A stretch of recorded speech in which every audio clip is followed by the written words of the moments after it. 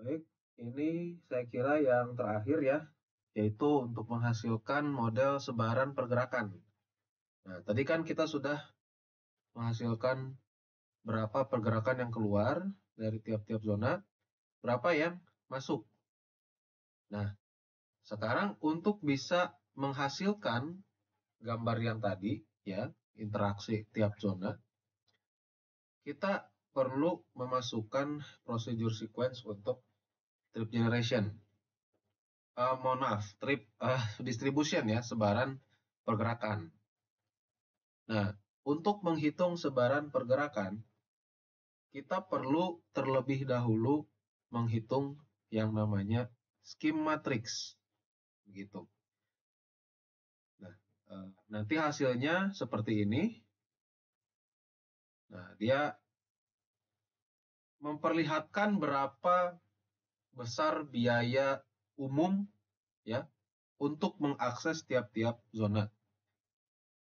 Nah, berarti kalau yang ini dari RB ya ke RA itu 2 koma ya dalam satuan mungkin biaya atau yang lain gitu ya atau waktu gitu. Nanti kita akan bahas. Nah, yang ini berarti dari RC ke RA ya ada 4, sekian gitu ya. Nah, bisa dilihat ini makin jauh biayanya makin mahal. Biaya dalam artian biaya umum ya, bukan biaya uang gitu. Nah, jadi caranya adalah ini kita bisa hapus dulu saya kira ya. Tadi saya sudah coba hapus. Yes. Nah, klik create seperti tadi. Lalu sekarang buka yang matrices ya. Double klik.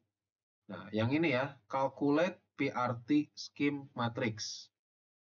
Klik OK. Nah, ini dia ada di atas step generation ya. Nah, jadi dalam prosedur sequence ini ya, susunannya itu sangat berpengaruh. Nah, maksudnya gimana? Yang akan dikerjakan terlebih dahulu itu adalah yang barisnya paling atas atau rankingnya paling tinggi ya, angkanya paling kecil. Nah, artinya ini kita perlu pindahkan ke bawah dulu. Nah, cara pindahkan ke bawahnya adalah dengan yang ini ya, down. Nah, jadi pastikan si calculate PRT scheme matrixnya di bawah trip generation, gitu ya. Nah, lalu kemudian ini seperti tadi juga ya, yang trip generation, pilih reference object. Nah, ini karena tadi kita menggunakan demand segment yang car saja, ya berarti kita pilih yang car ya, oke. Sudah, kemudian kita ke varian file. Nah, ini adalah variabel dari jaringan yang kita pakai tadi, teman-teman.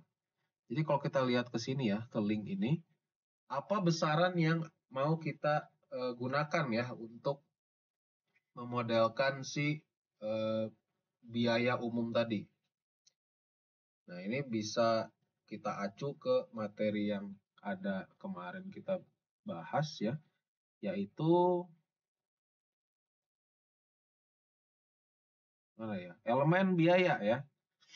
Nah, ini elemen biaya ini ya ditunjukkan bisa dengan mana tadi? Ya. Nah, ini bisa dengan berbagai besaran ya. Nah, ini T ini adalah waktu ya, lalu ada impedance, ada distance ya, ada jarak. Nah, di sini kita akan pakai kriterianya ya, yaitu untuk menentukan berapa besar biayanya itu dengan yang waktu. Gitu ya.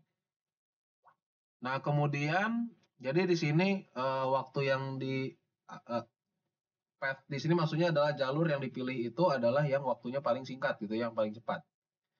Nah, yang di scheme ini berarti kita perlu mencentang si T0-nya ya. Jadi di sini pastikan dia calculate-nya tertandai X gitu ya. Nah, baru kemudian oke. Okay. Ya. Nah, itu untuk yang scheme matrix. Selesai? Belum. Nah, ya itu baru yang scheme matrix saja. Sekarang kita perlu menghitung si distributionnya itu sendiri. Nah, jadi di sini kita create lagi.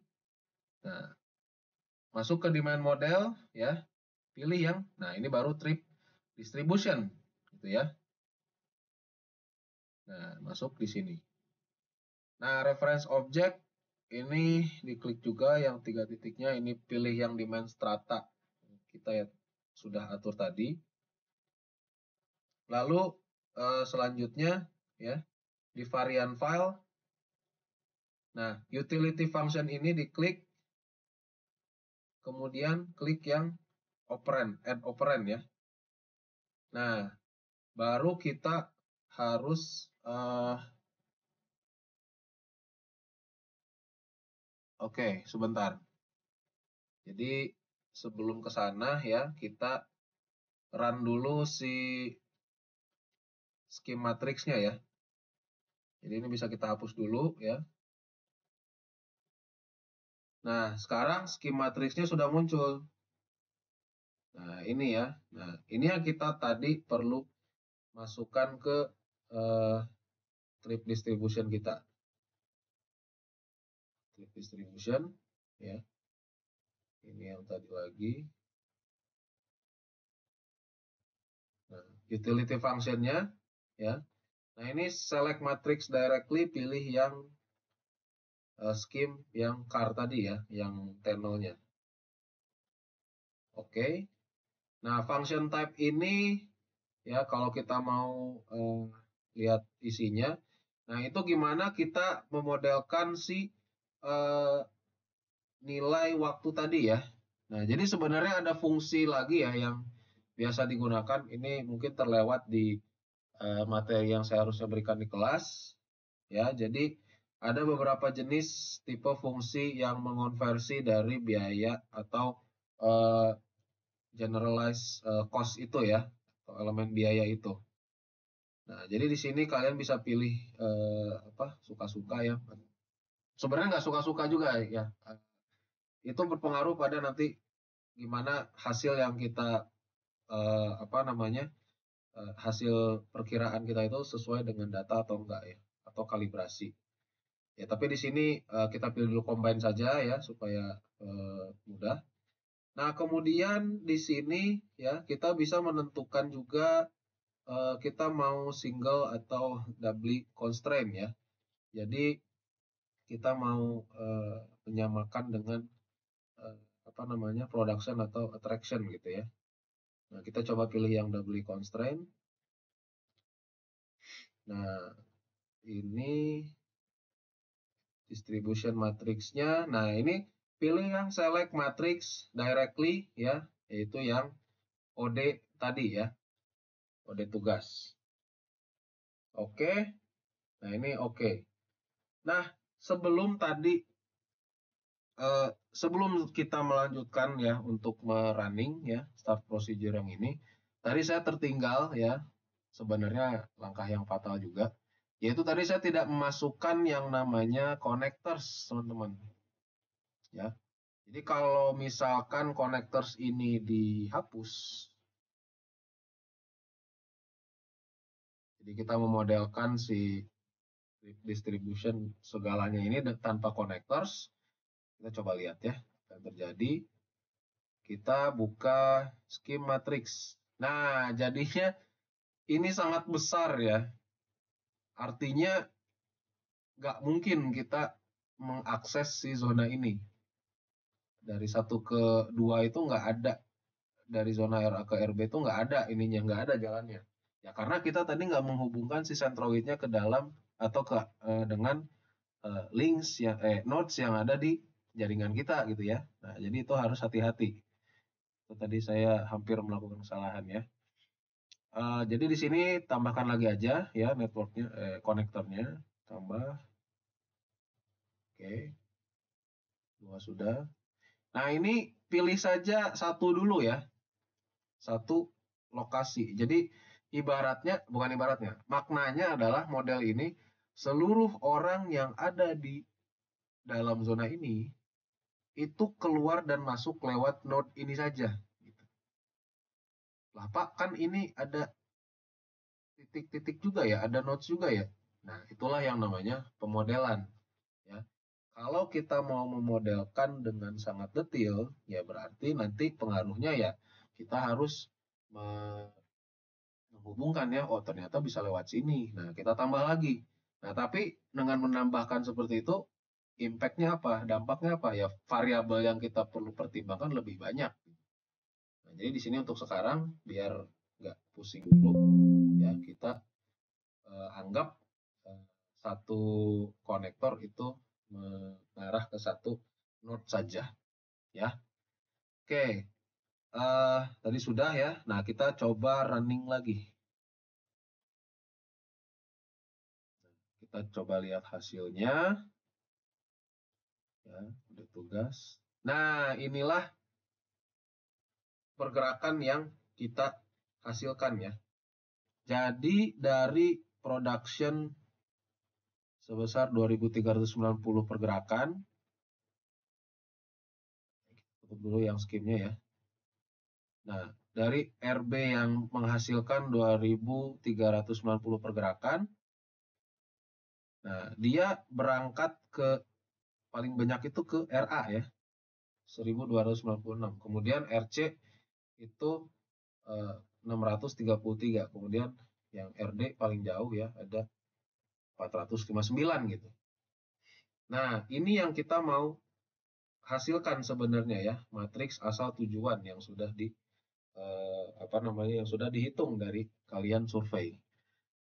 Nah, supaya muncul ya si garis-garis tadi ya. Nah, untuk yang menunjukkan interaksi antar zona. Nah, kalian nyalakan si OD pairs ini. Ya. Nah, di sini ya kita perlu atur dulu ya. Belum tentu yang ditampilkan oleh si OD pairs itu adalah jumlah pergerakan yang ada di sini.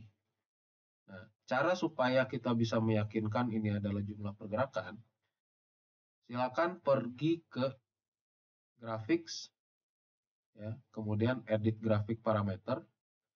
Nah, pilih yang desire lines zone. Nah, lalu klik plus ini, display. Nah, ubah yang scale atribut ID-nya menjadi matrix value. Oke. Ya. Nah, oh ya, sorry. Ini harusnya dipilih dulu. Nah, pilih yang OD tugas ya. Yang matrix demand-nya. Oke, ya. Oke lagi. Nah, di sini baru kelihatan berapa jumlah pergerakan atau interaksi antar zona yang ada gitu ya. Ini kita tutup dulu ya. Nah, berarti di sini ya terlihat yang paling besar gitu ya adalah interaksi antara zona RA dengan RB. Nah, kenapa seperti itu? Ya wajar karena tempatnya berdekatan gitu ya. Nah, jadi interaksinya makin kuat gitu ya. Nah, ini bisa kita jadikan bahan analisis gitu ya. Berarti di sini kalau orang bergerak dari RA gitu ya, ya banyaknya itu ke RB gitu. Nah, kita harus memfasilitasi pergerakan yang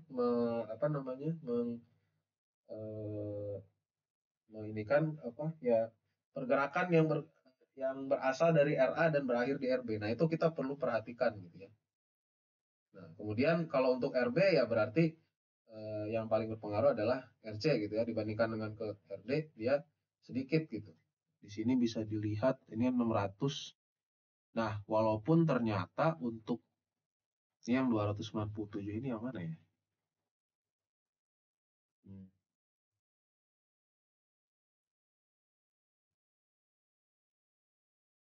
297. Oh, berarti yang kembali ya. Nah, yang ditarik oleh RB ya ternyata sedikit kalau dari RC ya. Lebih banyaknya dari RD gitu. Walaupun lebih jauh. Nah, itu makna yang kita bisa gali dari situ ya. Nah, silakan ini nanti bisa di screenshot lah ya. Bisa di screenshot dan file-filenya nanti disimpan gitu ya. Nanti untuk penyimpanan filenya akan ada video selanjutnya. Tapi yang penting kalian bisa menghasilkan sampai sini dulu ya. Nah, semangat untuk mengerjakannya, semoga bisa dipahami ya. Nanti kalau yang dibingungkan bisa dibicarakan di pertemuan tambahan mungkin ya.